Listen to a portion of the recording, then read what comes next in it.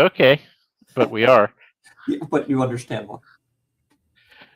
Uh, Welcome everybody. We are waiting on our guest tonight, which actually is okay because we do want to just, in case you didn't see it on Twitter, we want to note that very good friend of indie authors in general and our show in particular, Sina Palm, has passed away Saturday.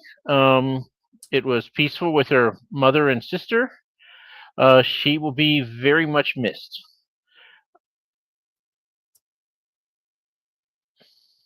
Um, Let's just take a minute. yep.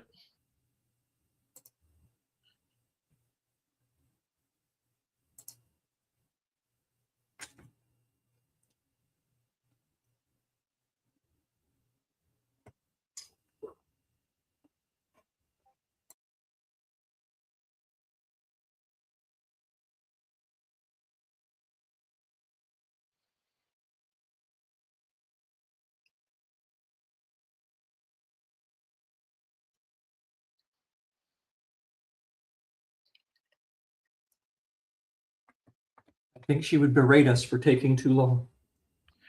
So I think she would too, but I am yeah. actually Yeah. messaging our guest to see if she's going to come or not. So while we wait for our guest, anybody has any questions, anything we're talking about?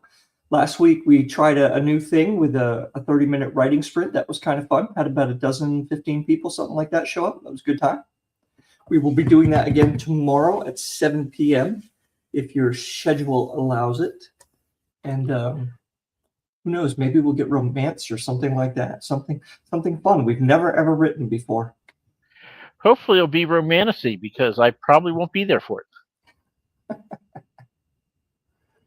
All right, we got what we got tonight. We got Rod and Dan here, and EL's kind of in and out doing some stuff.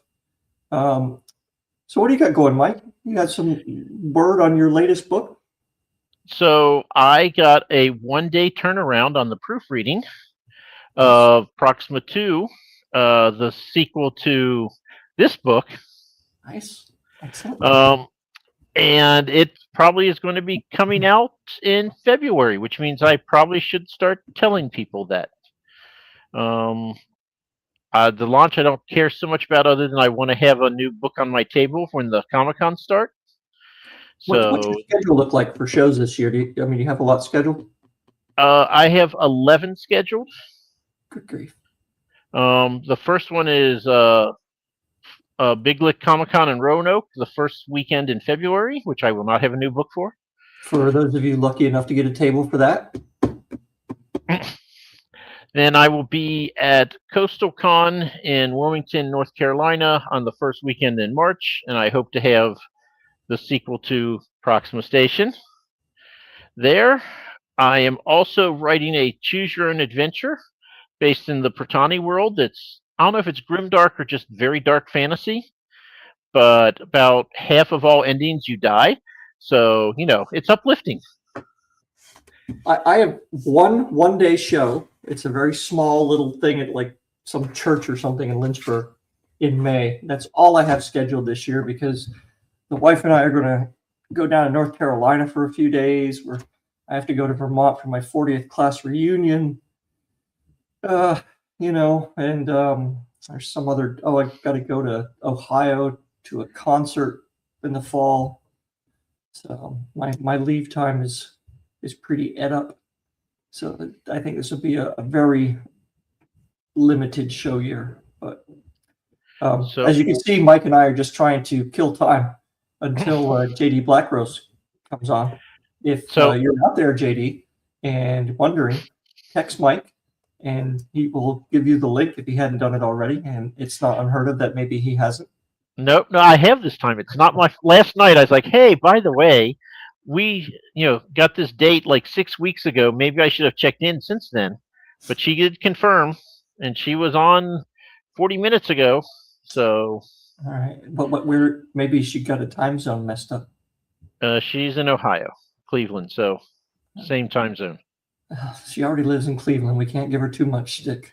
But we can talk about, because you and I, as pillars of the community, Yeah. are both judges in the Ooh. IBOR competition. Yeah, the entry for that closed, right? Yep, And there's 60 books in correct. that competition. First year, brand new thing. So that's very exciting. And the way that's going to work, if you've entered it, is each judge will read 3 books and then pick one. So 1/3 of people will go through to the second round. The And then semifinals. Yep. honestly, I haven't paid too much attention what happens after that because I'll take it one step at a time. Yep. So I've actually got 2 of my 3 books in that I'm reading because I Oh, bought the nice. physical copies. So Excellent. I have Terminal, Yep. which is a young adult romantasy, right up my alley. Yeah, that's what you read. And then the Aoshi's Gift, which is 620 pages. Again, right up my alley. Epic fantasy, though. Outstanding. And the third book I'm waiting on, the Morvelving, is only 360 pages, which is fine, but it's grimdark, which I really don't care for. So none of these are, a leader so far. It's going to actually be based on the prose because. Right. And you know what? I think that actually works out well because when you read stuff that you're really familiar with all the time, you tend to like kind of gloss over it or just kind of not think about certain things. But when you read something that you're not used to, I think it's a little bit more impactful. And you, like you say, you have to pay attention to the actual writing craft as opposed to, all the elves and dwarves and stuff. And that's why I'm a writer, because I read a book that I had zero interest in, and I figured I was just going to read it and make fun of the writing. And I was like, the writing's not bad. I think I can do this. So for better or for worse, I'm an author because of that. Right. If anybody here has any questions or anything that they would like to discuss, now's your chance. Except Dan, we don't trust what you're going to write. Well, I mean, he was in the Navy twice. Yeah, well, okay. Twice. You went back for seconds. Oh my. I'm sorry. God bless you. Everybody must be on Twitter and they can't actually say anything tonight. Well, we will see. Because I have the technology to get on Twitter also. No, only one person on Twitter. So most of the people here are here. Can't get too much of a good thing. Yeah, I hear you. It's the little hats in the pants, isn't it? It's the bell bottoms that keep you coming back. Oh, here we go, Mike. I know you like talking about this. Thank you, Leanne. You are just a scholar and a wonderful, wonderful lady. Proxima 2 is going to be, Anthony is going down to the planet below that has lots of strange creatures that oddly all are variations on giant centipedes. And again, all the aliens are going to be like, hey, this is fun. That can lop your head off in one swipe. Isn't that neat? Let's go get closer. And Anthony is the only sane person. And so, yeah, it's going to be his dealing with that. And then there's other issues once he gets back onto the station. You'd think the worst was over, but no. You mean the full frontal? There's more. There's catastrophe as well. Oh yeah, that's right. Yeah. So, yeah. We'll give that away. I'll just say full frontal again because. And I have written half of Proxima 3, which is going to be an audit of Area 51. Tim, you make it into both Proxima 2 and Proxima 3. You're kind of a jerk. The character, that is, not you personally. I say. I had to get that in before Rose said something. The guest is not invisible, Tim. They haven't showed up yet. We assume that there is something more urgent than Mike and I. Oh, she just put it. She is coming. So and they will get here when they can get here. She did reply she is coming, so yay. All right. So that's why we're kind of opening it up to you because, true to our word that we don't plan things, we have nothing planned, and this is us just winging it for the last 10 minutes. So, and I was so going to say we respect our fans so greatly that we want to give them time, but no, you had to just immediately say, no, we're winging it. No, we do, but we respect that you know that we're not lying to you when we say we just make it up as we go. So, I haven't heard you describe your book. No, he never talks about his books. That's I the problem. don't generally. Yeah, He's waiting for the masses to do it for him. I'll get to it at some point. Maybe if it makes it into the second round of Spiffbo, I'll have to figure out something to say about it. I will say that his character Molmant is my favorite. Molmant, yes. He's not very bright, but he's an important character. He does get eaten. Nice. I guess this is the correct term. So I like Et better myself. Yeah, he was Et. Oh yes, Spiffbo. We'll see how it goes. So I was telling people at work, because they were asking, I was like, I was in Spiffbo, and look at you, Michael. God bless you. And that was the year that they stopped doing cover art contests because the guy who won originally had AI art. So then they decided not to do it anymore. So then I entered Spacebo, and that was the year that they decided to boot a guy when they retroactively. Sorry, I have to talk to Joelle. The link is not working for her. I will send it again. So anyway, and then I joined Sphinx, which I was cut from because I'm 3 for 3 on these. There's no drama there yet, but we got Ybor. Maybe we can have some drama in this one too. I don't want any drama in Ybor. I really, really don't. I'm quite all right with it being a drama-free event. Although, having been in the chat a little bit, I have my doubts as to whether it's going to be. But that's just me. I think there might be some conversations to be had, but I don't know. We'll see. I'm dead air. So Mike is dutifully working on something, I guess, trying to give her the right link. Well done, Michael. Not in any competition, so you're hoping for drama, Tim? Thanks so much. Yeah, I think we'll be all right. Again, there's 60 books in Ybor. The covers look fantastic.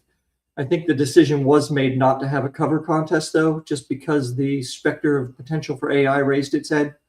And rather than get into that, the decision was made just to not have a cover contest with it. So that's fine.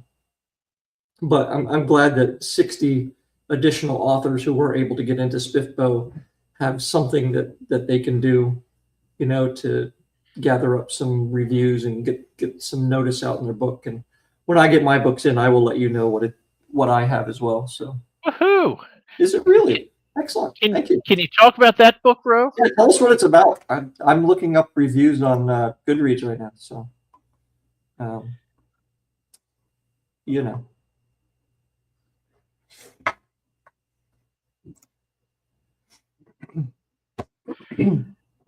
can you judge a book without a cover contest?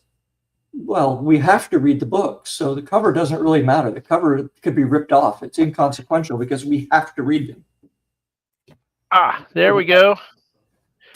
I am so sorry, you guys. No, you're fine, Joelle. I did put out on Twitter, though, that you have the single greatest opening sentence of any book ever. But if you want to know what it is, you have to tune in. So people have been here 14 minutes, 11 of them. You've said it in the last 2 shows, I think, Mike. It hasn't been a state secret. No. To just explain, I got a COVID shot this morning, and I underestimated how bad it was going to make me feel. Oof. So I was not feeling all that well, and that's why I missed the opening. But I will soldier on, and I do apologize to everybody for that lapse.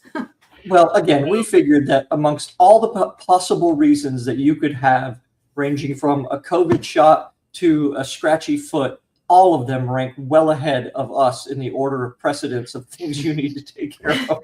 Well, thank you. No, I'm so thrilled to be here. And Mike and I met for the first time fairly recently, and we had a Yep. great time. So where are you calling in from, Joelle? I'm in Cleveland, Ohio. That's what I said. I was like, I'm pretty sure I'm right, but let's hope. Oh well. Are you And from that area? No, thank you. And I grew up in the Baltimore area. I was born in Louisville, Kentucky, so not too far. And then I grew up in Baltimore, and then I traveled all over. And the getting married thing, yeah, woohoo, Ohio. And the getting married thing took me to like Dallas to Boston to Cincinnati, and then to Cleveland, where we've been for 20 years. So I've lived in Ohio about 25 years. As long so as there's just so you know, a reasonable excuse that brought you there, not by choice. So I know. I got married. I had 3 kids. I felt like I needed to, hang out with them. So, but I really love it here. I mean, I have to say, if you had told me as an East Coast girl that I was going to love Ohio, I probably would have not believed you. But I love Ohio. It is a wonderful place to live. I don't know if I believe you, but I was born and raised in Kentucky, so there's and just so you know, Leanne Ellen Holmes, she is from Dayton, Oh, so she's fellow Ohioan. Yes, so you've written many books. well, I've written 9. 8 are published. 1 is on the way. The last one is on the way. You can see And some what of them behind you. genre? Actually. Yes, you Along can with see the packing material for some behind me as well. yeah. I have multiple copies of A Wrinkle in Crime. That's right. Yeah. So I have a series, a romantic fantasy series that the last one is the one that's coming out, and that is 6 novels when that comes out plus 1 novella. I have A Wrinkle and Crime, your personal favorite. Yep. A lot of people's personal favorite, probably my bestseller. And then I have some other things that I've written along the way. So how long have you been a writer? Okay. well, I have trouble answering that question because I wrote my first short story when I was 7. So I've always been a writer. It wasn't like something I decided, but I wrote all through school, through college, and then I went to graduate school at the University of Pennsylvania, and I was in a pretty high level academic type of program, and I have a master's degree in communications research, and I stopped writing creatively because I was doing all this academic writing, which is long words and passive voice and all the things that creative writing is not. And then, as I said, I got married and the babies came and they ate my brain and I stopped writing. And I did not write until I was 45. And that was a few years ago.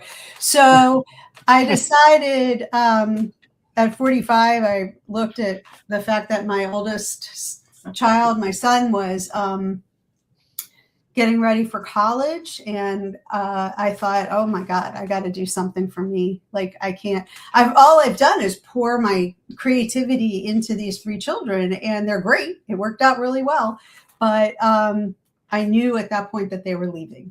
We were to the point where they were really growing up and they were all, they were going to leave and become the productive members of society that we raised them to be. And I needed to do something for myself. So without ever having written professionally or done anything like that, I was like, how am I going to start this? And I decided, I don't know if I ever told you this, Mike, I decided to jump into the deep end of the pool and go to Dragon Con. That was my first convention ever. Wow. Yeah. So me and 89,999 of my closest friends and neighbors. Nice.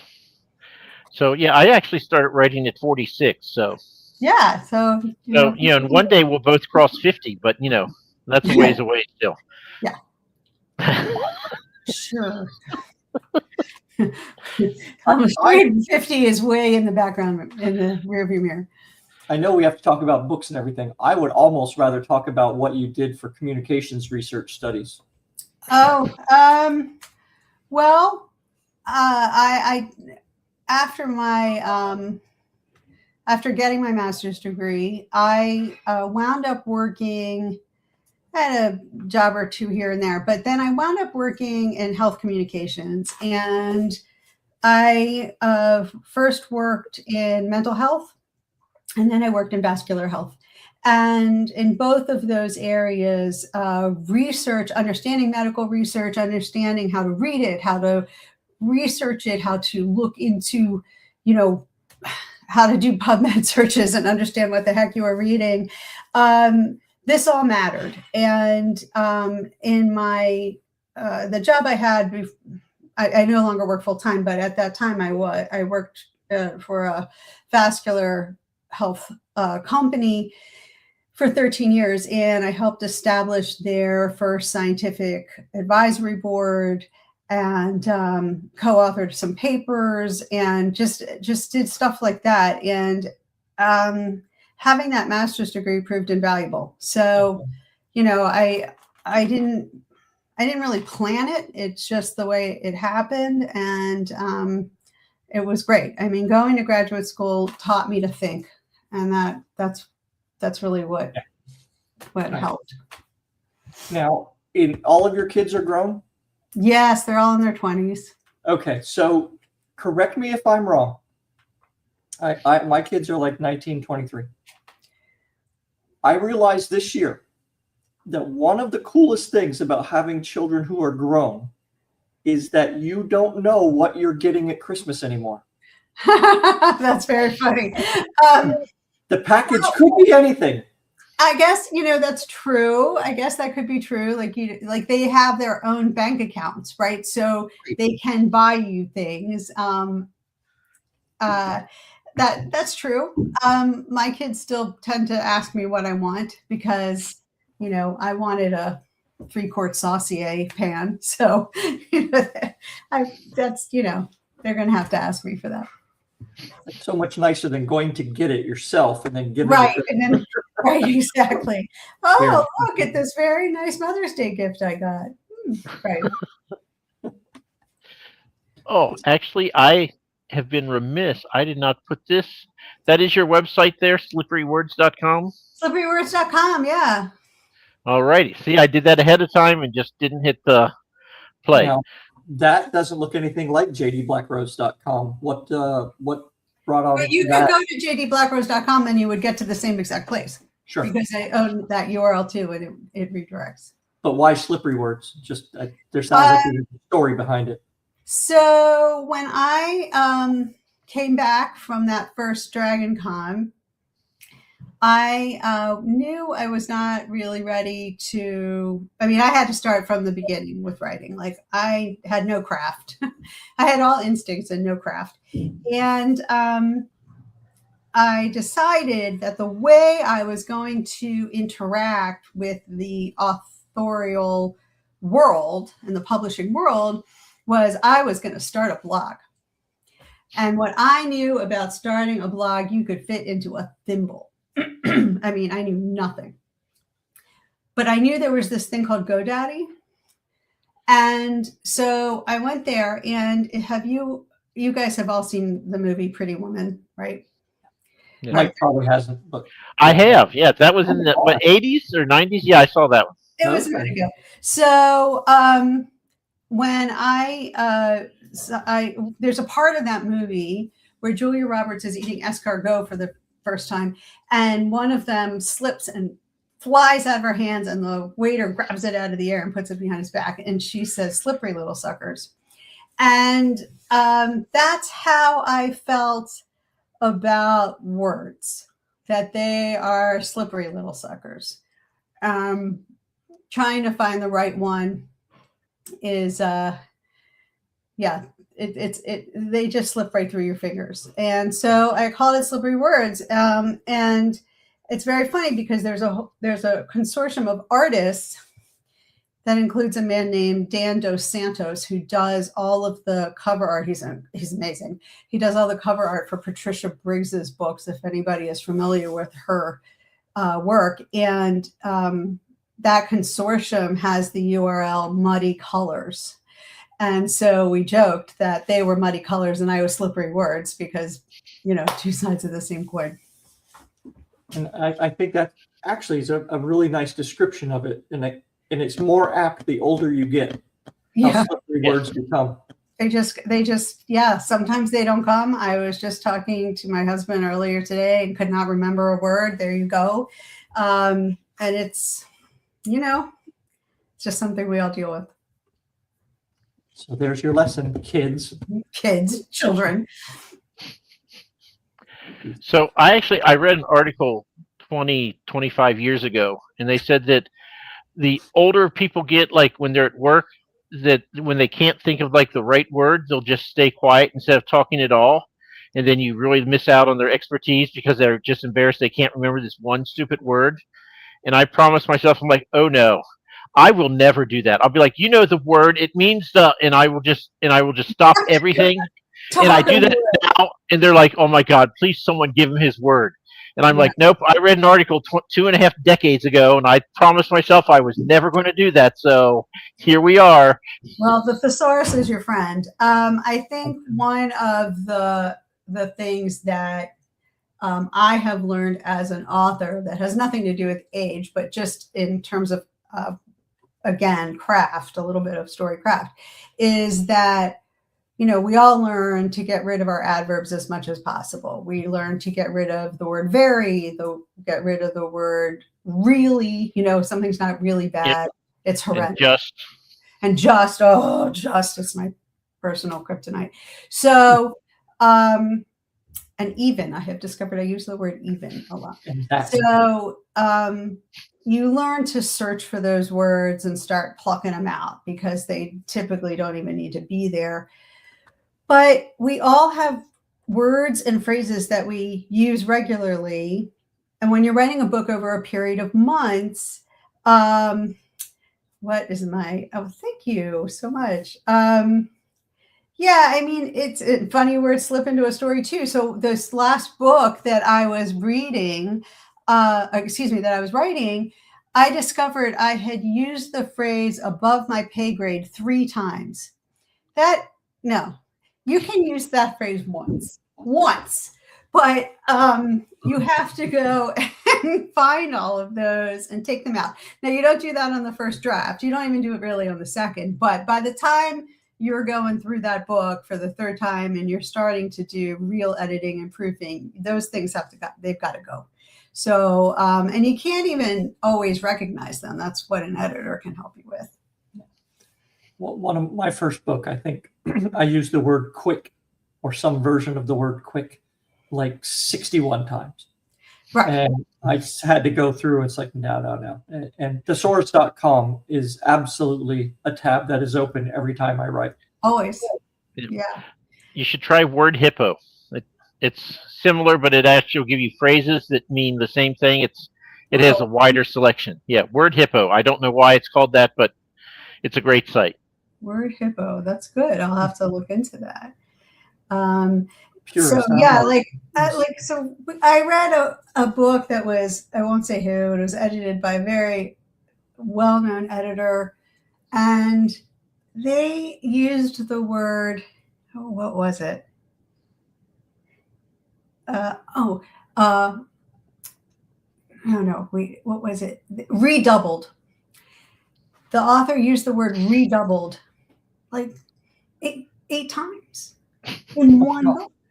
I'm like, how many times can you use it? I mean, they redoubled the redoubling.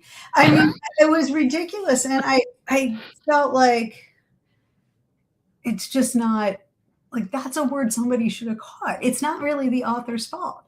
That's an editor issue. Somebody should have caught that. Yeah, if something appears enough where you can make a drinking game out of it, it probably needs to go. Correct. Quadrupled. Yes, we can redouble, we can triple, we can quadruple. Yeah. You can do it again. And again. try. I don't know that I've ever used redoubled in any of my books. No, no. Right? It's an unusual word, so I noticed it. I did my first book. My editor, who I had, which was not Roe, he did every book after that. But she's like, "You use exasperated 10 times." I searched. Get rid of half of them. And I'm like, "Oh my God, you had to do that?" Because it was my first book, and then now I get abused by my editor, but it's probably deserved. Oh, it is. My first reader, I'm a retriple. My first reader, his name is Darren Kennedy, and he's at the point where he just writes as comments. He just writes "make better," which doesn't help me at all. But make better is Nice. Do not start doing that, Roe. Just wrote it down. Just wrote it down there. Make better. Okay. It'd be a very short editing thing. Just start page 1. Make better. You're done. Here you go. Yeah. I had one editor who wrote "No, Joelle," just no next to something. So that was painful. Yeah, I mean, if they just write no, and you could hear the tone of voice. "No, Joelle." right. I think I actually have done that a couple of times with Mike. Yes. But usually it's something really odd, not necessarily confusing, but just something that seems way out of kind of left field. You know, where you're trying to make an analogy to something and it doesn't really work, and you just kind of go, no. So I will tell you, in this book, and Roe loves when I keep holding my books up, I have involving the military, which I have never been in the military. I don't know diddly squat. And Roe's like, "No, that's not the way. No, not happening. No." He's like, "Okay, you can keep all the rest of the crap, but get rid of this one." And so I got rid of them all. I have so in A Wrinkle in Crime, which I will tell everyone the first line if you want me to. There it is. So A Wrinkle in Crime has a lot of police procedural stuff in it. And so I had to make sure I was talking to police, and it takes place in California, in Calabasas, California. And so I actually consulted with a police officer about like their duty belt and how they light up a crime scene at night, and, you know, just all sorts of things, so that I just didn't want to be wrong like that. That's just stuff people are going to call you on. So I think like when it's military and police, and especially when it comes to firearms, people are sticklers, and they should be, but it's real important you get that stuff right. So how much of that stuff that you researched actually made it in your book, and how much was it just to give you peace of mind that, okay, I'm not screwing this up entirely? Well, I do any kind of gun research is going to go in, because and the like lighting up the crime scene at night. I needed to know what kind of lights they used. So all of that is in there. Yeah. Here, this is a totally non-book related question. Sorry. What's your cat's name? What? What's your cat name? Who is behind you? Oh, got a little orange one up there having a bath. I didn't even know. Hi, that's Teddy Bear. That's Teddy. There. Oh, and Peach is on the bed over here in the other side of the room. And they're brother and sister, and she hates him. Yeah, I've got sister, and one's a big fat git and doesn't like anybody. So, you know, yeah. Peach would prefer if she was an only cat. Now, A Wrinkle in Crime came out when? Like 22? I don't know, Mike. Look in the inside of the cover and let me know. On it, right? So it's about 2022. Okay, 2022. It's about a zombie who is a cosmetologist to the biggest and brightest stars in Hollywood. Most people don't know he's a zombie. If you do, they just think he's eccentric. And he got into makeup artistry and special effects makeups to cover himself, because he gets scars. He's been alive since the Civil War. He's been a zombie since the Civil War. He's turned at the Battle of Shiloh. So, he has a bunch of scars, and he had to learn how to like do special effects makeup to like cover things on his hands and whatnot. And the only thing that stays completely the same are his eyes and his hair. And so, it makes it very, very, very funny, I think, personally. But there's also some parts that are, what's the word I want to use? Poignant, maybe, because he was changed against his will, and he wants to die, and he can't die. You can put him in a blender and he comes back. So it's really hard for him. And so when we first meet him, he's making his living as a makeup artist, and he is trying to figure out a way to actually end his life. And he gets pulled into a murder mystery when bodies start showing up with limbs missing. And the local police captain, who thinks he is a zombie, who knows he is a zombie, thinks he's doing it for the spare parts. So that's the setup. So don't take this the wrong way. What were you drinking when you thought this up? Yeah, so I was driving to work, actually. And because... Yeah, stop doing that. Yeah, so because he is a zombie, certain things have a tendency to fall off. And so the very first line of the book is, "I couldn't find my penis." And welcome, Clay. I'm glad you got here just in time for that line. So I couldn't find my penis. And he says, "I last saw it on my nightstand next to my walk-in freezer, but when I emerged in the morning, it wasn't there. I didn't need a penis, of course, but I'd had 20 human years with one, and I'd gotten kind of used to it." So that's how the book starts. And I knew he needed a seamstress or some kind of person who could sew things back on. So his personal assistant is the ghost of Betsy Ross. And eventually one day, the inevitable happened, and I was actually contacted by one of her descendants because, Daughters of the Revolution is a real thing. And I thought, oh, no, this is going to be terrible. But she really liked it. She said, Betsy Ross was supposed to be a real pistol. So it worked out. Nice. But So it's approved by DAR. That's right. I was driving to work, to answer your question. And I had driven this route like a million times. So I didn't have to think about it. And so I was thinking of this zombie investigator, and I had this image in my head of like a human corpse lying on the ground and the chief medical examiner leaning over the corpse. And then all of these cryptids, all of these cryptids like jump out and start pulling at the body and saying like, "You don't understand. He, the zombie investigator, really costs an arm and a leg," right? Like that was the joke in my head, that he only got paid in fresh body parts. And then I realized, of course, Teddy is taking a bath now. That's when I realized that Kevin J. Anderson had already done it. He has a zombie investigator named Detective Shambles, and he's taken all the good jokes. So I couldn't do that. So I had to think of what else I could do with the zombie character.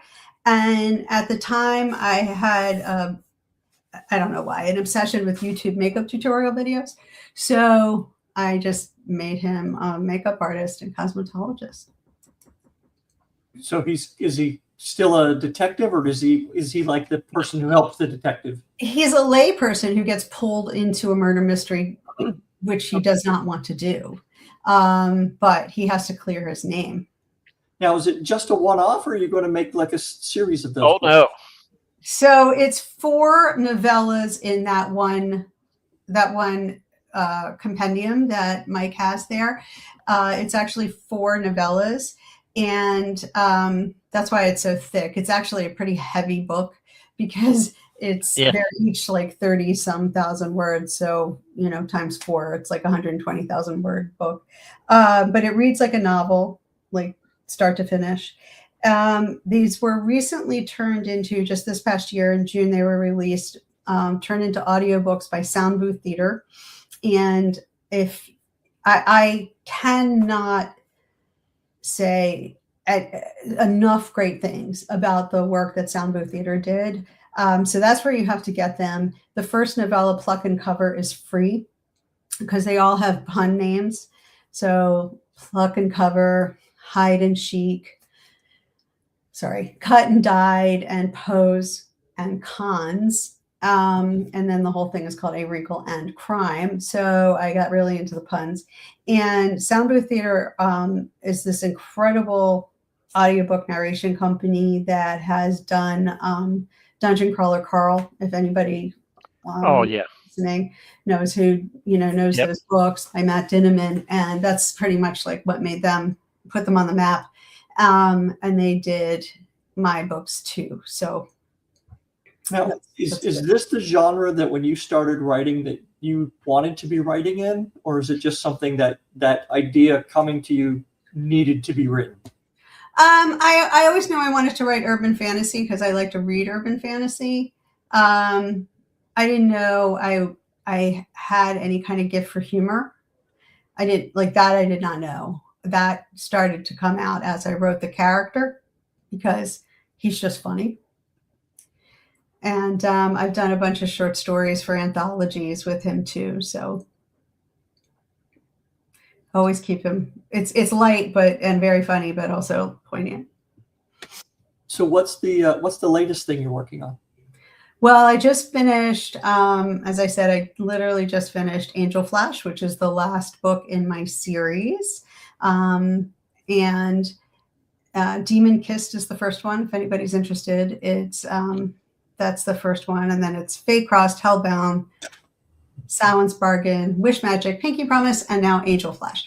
And that literally just got finished. And then I have a novella in with, oh, there they are. Thank you. First couple at least. Yeah, so it's like red, green, blue. They each have a color. And I have a novella that's actually a horror novella in with Falstaff Dread. And I'm waiting to get edits back on that. Nice. So you're not sticking to one. You're kind of just branching into a bunch of different genres then. Well, it's all speculative fiction. I'm not writing literary fiction. Right. Well, who does? Yeah. But, it's romantic fantasy, urban fantasy, humorous fantasy. And then now, thank you for liking the covers. The new cover is gorgeous. I should have sent it to you. I don't know. Is there a way I can show people? I don't know. Do you have an image on your computer? I can pull it up. Okay. Yeah. At the bottom of the screen, there is a little square with a plus in it. Yep. And it will just ask you to go to an image file, and then it will ask, and then when you click on the image file from your computer, it will pop up on the screen. Okay. So it's the square with the plus. And then image file. Image file. Gen X learns computers. Hey, I know computers, but hopefully you guys will see it. I did should pop up once you hit OK to it. I think we have to. There we go. There it is. Right. That's the last one. Wow, I have those same abs. That's actually what every single man says. Every single one. Everyone. Mike has them protected under a good layer. Yeah. Keep all like that. It's like I don't want people just to be able to go up and punch them. You gotta protect them with something. You can't just leave them out there. Yeah, that's Lucifer actually, and it's I love that picture. That's a model. That's obviously a male model. That's a stock image. He's beautiful, and he has many pictures you can choose from. But I chose that one because he's looking up at the heavens. So yeah, that's good. That's a good joke. 6-pack now I got a keg. That's a good joke. So yeah. Well, don't encourage Sebastian. He's got a million of them. Anyway, you can give get rid of that. Yeah. So now that that series is completed, then Yeah. what's next? Actually, I've been considering writing a nonfiction book, which would be a huge departure. But I've been doing a bunch of teaching, and it's all been on starting a writing habit, establishing a writing habit. Yes, I know, honey. Establishing a writing habit when you're over the age of 40. And I've been doing some workshops. I just did a workshop January 10th on that, and I've been talking about this in small groups and one-on-one, and doing a lot of mentoring around this for quite a while. So I'm thinking of turning that into a nonfiction book. Nice. Nice. Yeah, that'd be really useful for a lot of people, because I mean, I think it's just an area that hasn't been covered. Like, you don't see books like that. Like, hey, when you're a mature person and you have some, here he is. This is Teddy. Did you hear that, Ro? I'm mature. Well, and you have some things to say, but you feel like you're starting too late. Like, Yep. how do you handle that? Like, how do you, and if you ask people, like, what's keeping you from writing, they're almost all going to say, I just can't find the time. I just can't find the time. And when you dig in, what you discover is that it's not really that. It's that they're scared. Yeah, that is prioritizing the time. I didn't publish. I published my first book like the month before my 50th birthday. Mm-hmm. And leading up to that, it's like, okay, what have I given up? I've given up watching TV that I don't really like anyway. Right. If you sit there and say, well, you know, if you watch an hour's worth of TV, go and write for an hour. Well, what I like to tell upstairs and, you know. Yeah, and like what I like to tell people is that, you know, they say they can't find the time, but I say, okay, this is the exercise I do. I say, pretend I gave you right now $150 in cash. Here's the cash on the barrelhead. And I told you, you can have this money, this $150. You can have it, but you have to find 1 hour this coming week, Sunday to Saturday. You have to find 1 hour for yourself and use this money on yourself. It can be whatever you want. You can keep the money and go for a walk in the woods. You could get a massage. You could go see a movie. I don't care what you do with your $150, but it has to be at least 1 hour, and it has to be for you. You can't, this is not, you know, money you put into the groceries. And right, it can't be, as my mother would say, cat food money. So it has to be for you. And if I gave you that $150 and told you sometimes this week you have to find 1 hour for yourself, are you going to find it? And of course, everybody's going to find it. If I give you $150, you're going to go find that hour, right? Yeah. But if I tell you you have to find 1 hour to write during the week, you're going to say, oh, I can't find the time. But if you can find that $150 hour, you can find that and use it for writing. I think the really smart people among them know that if they do find that hour and they do write a book, the $150 isn't necessarily going to be coming to them, but going away from them in significantly more quantity than $150. That is true, but we're talking about people who are just like, they haven't written a word yet. Yeah. Or they've tried, right? And they want to.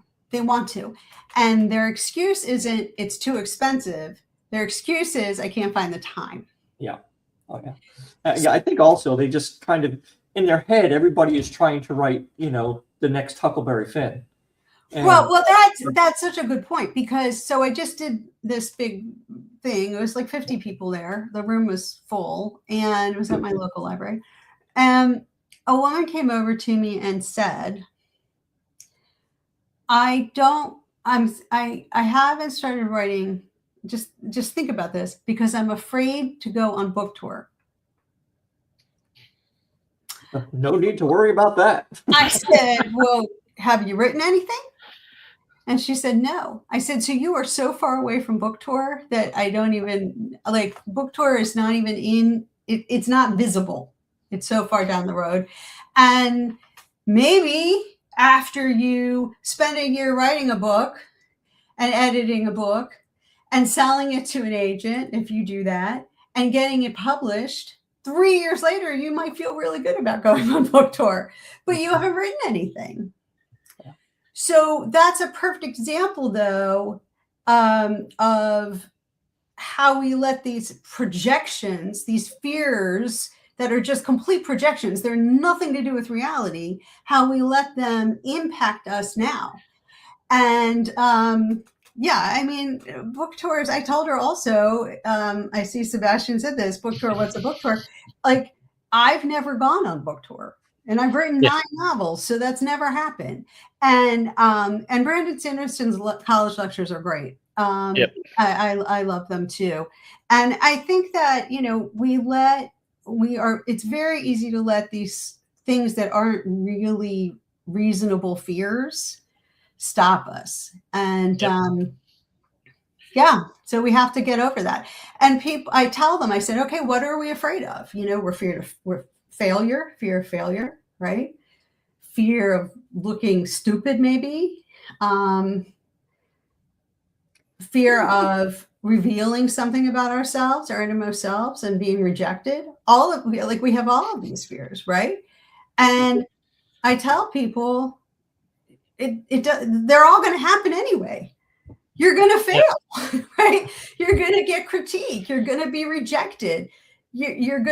Somebody's going to maybe not like something that you wrote. This is all going to happen, whether it happens.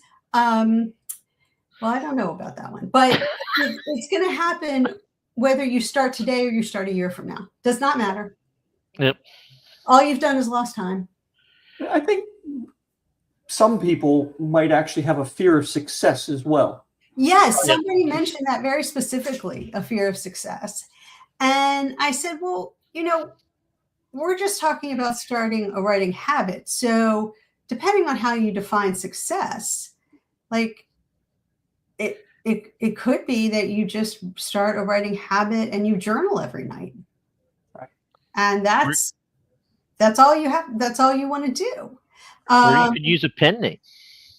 You can use a pen name, but if your view of success is a traditional New York published book that is a, New York Times bestseller, you got a while to go. I'm not saying it won't happen. I'm just saying you got a bit to go. So I will say, Ro, if you remember, when we decided to start Bald&Balding, you're like, hey, we should start a show. And I'm like, no. And I went back to my table and I thought about it. I'm like, I cannot give a rational reason for why I said no. And I kept thinking about it. And I went back and I was like, okay, Ro, the answer will be yes if you give me a week. Right now it's hell no, but give me a few days to get over this, this active, and then yes, we will start. And look at what all we've accomplished since then. Yeah, but you did go through and do it, right? Like you did it. And that's something to be proud of. Success has never been a fear. No. Yeah, I mean, just give yourself like, okay, this is scary. Give yourself time to get like, okay, what's the worst that could happen? Catastrophic success. Oh no, there are people going to be throwing money at me. Right. Oh, the horror. Well, when someone said that, I said, "Oh no, I got a movie deal."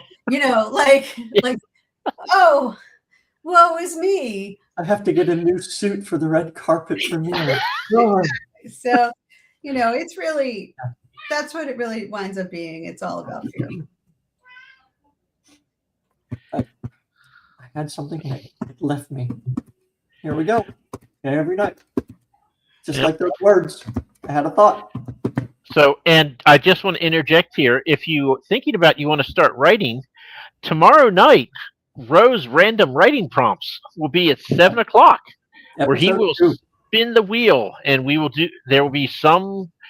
I'm hoping it's romantasy because I'm not going to be there tomorrow night. Hoping it's romantasy, but yeah, you take half an hour and you just write, and then you can burn it, you can frame it. I don't care what you do with it, but just get in the habit of writing, and no one has to see it except for you. That's right. I give them all sorts of ideas. And that's why I'm talking about writing a nonfiction book, because I feel like after these years of talking about this and now doing more formal teaching around it, I actually have something to say. Yep. So how do you sell your books? Do you? I mean, you went to Dragon Con, obviously, but you didn't go as an author. I come on your show. That's how it doesn't happen. Rich and fortune is coming your way. I mean, I do go to conventions. I do fewer conventions than I started out doing. I used to do more, but on that, bro, what you mentioned, that like money going out versus money coming in, equation, conventions are expensive. And so the only way to make them really profitable is to be something I can drive to here in the Midwest. Because as soon as you add flights and shipping of books, it's too expensive. Like you'll never make it.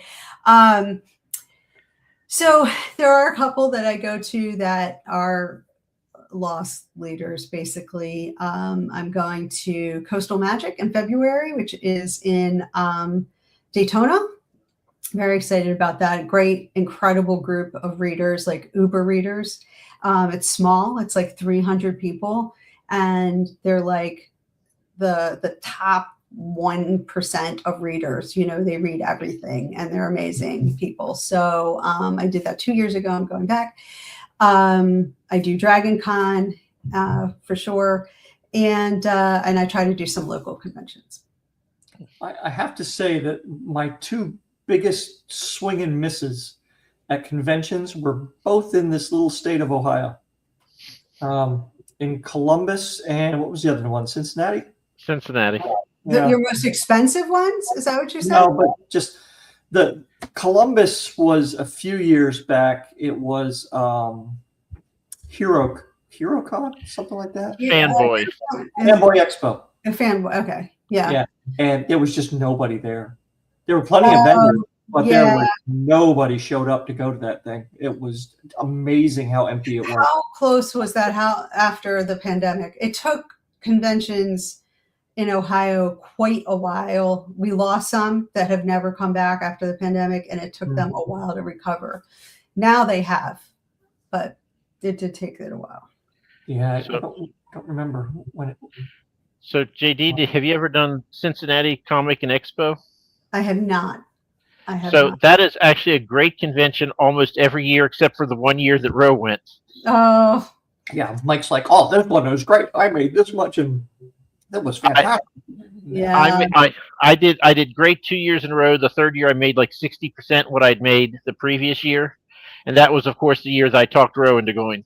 That wasn't bad. I'm sorry. I'm sorry that Ohio didn't do right by. Yeah.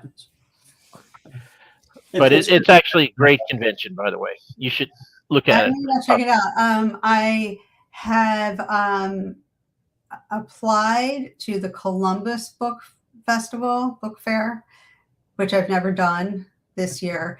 And then, unfortunately, something called the Ohioana Book Fest, which has been like a staple of book selling events, is not doing it this year. They had some changeover in staff, and they just announced that they're not going to do it.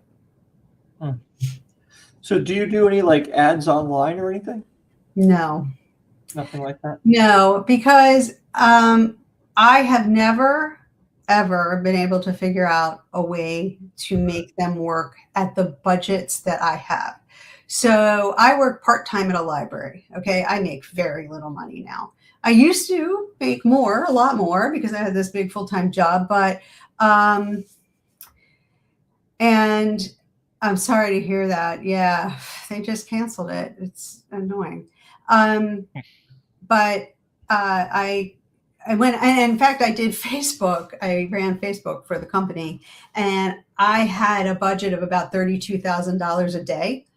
And when I was working for the company, and I made money then because I made money for the company then, a lot of it actually, because we had so much money to play with that we could lose some, and as long as others were winners, we did fine. And also we had enough money going into it that we could fail and learn really fast, which is the key.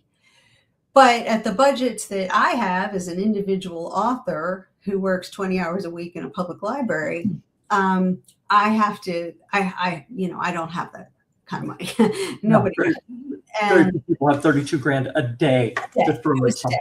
So the thing is that you have to let your ads run for a while to get enough clicks to mean anything. And things like you really have to use click-through rates now because clicks are tricky to be accurate. So you have to use click-through rates. And the problem with click-through rates is they're a lot fewer than clicks. So you have to let it go even longer. And by that time, you've wasted a ton of money and time and you haven't learned a damn thing. And it doesn't help that there are so many authors out there now that, like on Amazon, the price per click for the word dragon, it's like $1.50 or something like that. It's crazy. Yeah. So I did try, but I didn't do well. And I don't know, other people do. But when I talk to them, they'll say, oh, I made this much money. And then I'll ask them how much they spent. And I find that they made $562, which, don't get me wrong, $562 is great, but the amount of money you had to spend to get that $562 is phenomenal, plus the amount of time. So for someone like you, though, it might be all right because you have enough books in your back catalog where if you can make $562 on your next book, that might, get all the other stuff. Yeah, now that I have a full series, it might be different math. It might be different math because you can get that read through. My cat is attacking the other cat. They do that. 1 second. Stop. Okay. Amanda down. Nothing but class over here in Casa de Rice. Nothing but class. No, cats are great. Spent half my weekend laying in the floor by a sunspot with a cat on top of me. It was fantastic. You've got to spend time. Yep. So after your nonfiction, do you have any other speculative fiction ideas, or are you waiting for your next zombie idea to come? I don't have anything. It's really weird. I've been working on this. This is the first time I don't have a book contract since 2020. I've had a book contract continuously for 4.5 years. And are you a hybrid traditional indie author then? I had everything that I had published was originally published traditional, small, medium press, no agent. I don't have an agent. And then just in the last 6 months, Bellbridge Books, who it's nice to meet you. Bellbridge Books, who published my romantic fantasy series, decided, the woman who runs it, Deborah Dixon, decided to close the press. Not because anything went wrong. She just wanted to retire and play with her dogs. She does dog shows. And she decided not to sell the press. She decided to just give all the authors their rights back and call it a clean break. And that was it. And so she's unwinding a bunch of contracts and things, but she's really doing it the right way. I have nothing but good things to say about her and my experience with Bellbridge. I'm sad they're closing. I understand why. But I just got all my rights back. So literally this past week, I finally worked through all of the stuff that needed to happen to get the books back up. So they took them down now, now they're all back up. But they I needed to get them back on Amazon. I had to work with Amazon Author Central to get my reviews shifted over. So I haven't even changed all the links on my website yet to the new URLs because it's that new. So All right. Oh wow. So you've got But plenty now to you keep get- you busy for a little while. Then. yeah. So what was really nice is that Deb did the covers for all of my books, and I hired her freelance to do this new cover that I just showed you so that they would all look exactly the same. Nice. And the same person who did the internal layout, I hired him to do the internal layout. And the same proofreader, I hired them. So even though this was now all freelance for this last book, it's all the same people. So it's 100% consistent. Yeah, that one. She's really good at covers. So, alrighty. So your nonfiction will be out when? March? I haven't put fingers to keyboard on that yet. So March of 27. Okay. But yeah, thanks for being on the show, Joelle. Always learn a lot, and as always, there's no reason to not write. It doesn't cost you money until you start paying for covers and other stuff, but just to write on your computer, Yep. it's time well spent because you're thinking instead of vegging out. So, and yes, and make sure that everyone goes and gets a copy of A Wrinkle in Crime. So I would tell you. Well, I would tell you could buy it from me, but we have the author here, so you should buy it from her. Does the link work on your site? For A Wrinkle in Crime? A Wrinkle in Crime, yes. That's still published Okay. through a Falstaff book, so please go and. So yeah, so go get that one. And honestly, Sound Booth Theater, go check out the audiobooks. I'm telling you, they are what they did with them. I was listening to the books and I was laughing, and I didn't even remember writing those lines. Like I was like, who wrote that? Oh, me. So the first one is free. So you can, take it for a test drive. Cool. All right. Yep. Thank you again. I agree. Thank you. The only thing I think we have left to do is to wave awkwardly till All right. they Tomorrow decide at to cut the show. Tomorrow at 7, everyone. Thanks, Jim.